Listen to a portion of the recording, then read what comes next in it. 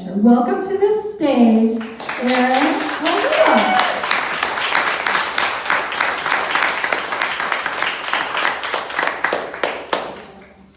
So the emphasis on that was that I'm a digital storyteller. So this is the first time I've really told a story on a stage.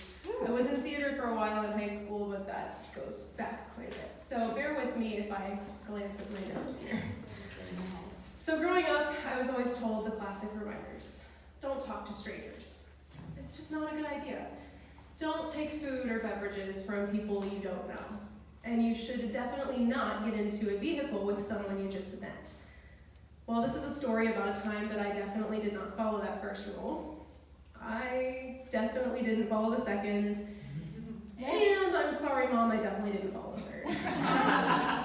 It was my first day in Malaysia, and I was so excited to find a beach. So excited, in fact, that I ended up in Batu Ferringhi, lounging on the sands in a camisole, spaghetti strap camisole, blue harem pants, you know, the really flowy ones, and Converse. I was being so spontaneous that I was completely okay with lounging in the sands with damp socks and sand fused between my toes. It was in the same level of spontaneity that I then decided to go parasailing. So I found myself sailing through the air, looking down at the great contrast between the deep green of the jungle and the bright blue of the ocean. Strapped to me was my trusted guide, Zaman. Zaman was a local Malaysian who worked for the beachside bar right on Batu Ferringhi and the waterfront sports company. Lots of jet skis, volleyballs, you know, the whole beachside bar kind of feel. So he and I, after our adventure, ended up lounging in the shade, talking about life. And he looked at me and he said, "You know Monkey Beach?" I said, "No." "Well, what's that?" He said, It's a beach out by the national park. Have you been? Are you gonna go? And I said, I don't really know. I was gonna go look at some street art tomorrow. I heard Georgetown was pretty cool. He said, "Well, I haven't been hiking in a while. Do you want to go with me tomorrow?" Well, my mom told me not to talk to strangers, so I'm pretty sure that this was something I was not supposed to be doing. So I looked at him and I said, "Can I bring a friend?" I thought I was good for thinking that quickly on my feet, even though I knew I was traveling completely alone. But I did have cell phone service, so that made me feel a little bit better. But he looked at me and he said, "Yeah, your friend can come." So I said, "Okay, let's go." I went home thinking that I'd made the worst mistake of my life. I was about to be kidnapped and I should definitely tell my parents what I had done and then just decide not to go and call in sick. But I knew deep down that I would show up the next morning. So I waited on the beach at 10 a.m. for my ride to the national park, thinking he's probably got a car, you know, it'll be fine. It's a straight shot to the national park, so nothing can go wrong, right? He pulls up to the beach on a motorbike, carrying an extra helmet. Oh, my mom's gonna kill me. He says, "Are you ready to go?" As though I frequently get on the back of motorbikes with strange men and head off into the jungle. Sure, it's a straight shot, right? What can go wrong? So I got on the bike and we headed off. The breeze was in my hair. Well, the hair was left exposed from my helmet. It still felt pretty nice. I was holding my GoPro like the true tourist nerd that I really was embracing in that moment. And we flew past the hotels and the seafood restaurants. We flew by the last night market stalls. And we started to head into the empty intersections. Still going straight. And then just as I was beginning to tone out the rest of the world and just enjoy the ride, he turned left. And I started to panic. This is where it happens. I'm gonna disappear. No one's gonna be able to find me. Can I reach my phone in my pocket? I don't even know what number to call. And just as I was about to consider throwing myself in a desperate act of drama off of the bike and start running for my life, it was as though he read my mind, and he turned and yelled into the wind, "We'll go to the beach. I want to show you Penang first." So I said, "Okay, cool." And he kept weaving in and out of roads that I had no idea where they led to or where I was. You see, trusting strangers is not something that comes easily for us. It's not something we're accustomed to doing when we're younger. And I was 22, traveling alone for the first time in a long time in a country that I couldn't speak the language and didn't know how to navigate. However, in that moment, I decided to do something that most adults would never tell you to do in that exact situation that I was in. I stopped listening to my gut, and I started listening to my heart. Cheesy, but bear with me.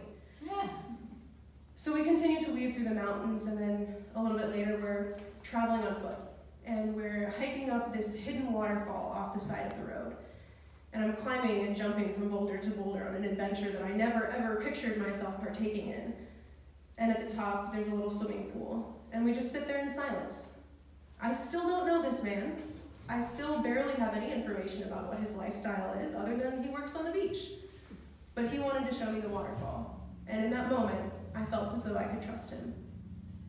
We continued to work our way up the hill on his motorbike, and we came to a roadside fruit stand, where I don't know if you're familiar with Asian fruits, but there is a stinkiest fruit in the world called durian. And up until that point, I had been avoiding it like the plague. But I tried it, because he bought me one, and he said, "This is an experience you have to have." So I took off my motorbike helmet, and I begrudgingly cut open this stinkiest fruit in the world, and I tried it. And it wasn't great. I'm not going to sell it to you like it's fantastic, but it also wasn't as bad as it smelled, in case you were wondering. It tasted like a stale mango, but it smelled like dirty feet. So make from that what you will. And then later on, we stopped and we looked out over all of the small villages down below from one of the highest points in the hills. And when I travel, I like to find, I think this guy is. Hello? Oh, let's see. Hello. Keep going all the way forward. Keep I going. have a loud voice. Yeah. So we were looking out over the villages, and when I travel, I like to find the highest place in that area and look down. And typically, I like to watch the sunset, but in this case, it was still a beautiful sight. And then we start to work our way back down the road.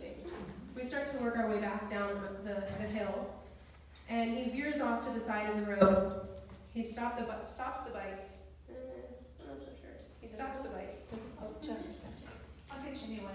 Oh, keep He going. stops the bike. I'll pretend. He stops the bike, he gets off, and he takes off his helmet.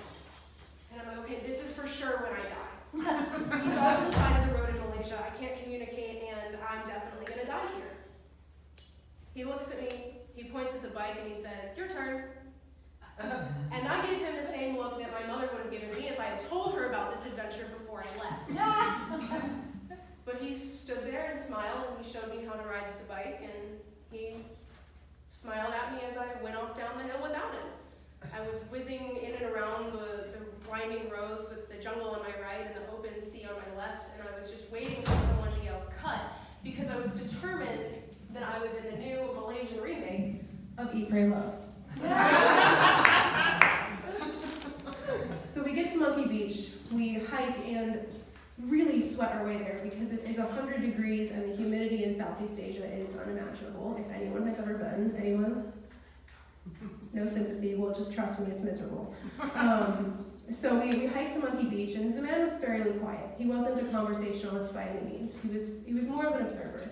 But I managed to get him to open up and talk about his life a little bit. And he shared with me that he really likes documentaries. Me too. He has a passion for cooking. I have a passion for my mom's cooking. It's close enough. And he really enjoys talking about life and getting to know people and their elements. But it wasn't until after we had found Monkey Beach and eaten our nasi goreng, fried rice, and drinking water straight from a coconut that I really started to get to know Zanan. We hiked the rest of the way up to, I think it's Maku. Yes. Maku Head Lighthouse, where we sat atop the lighthouse with our backs against the structure and our feet dangling towards the edge. And I sat up there watching the boats disappear in the distance and heard the hum of the jet skis in the distance as well. And I thought about how much distrust I had had in him earlier that day. And it was as if he read my mind, and he looked at me and he said, "You know, if you do good, you will receive good."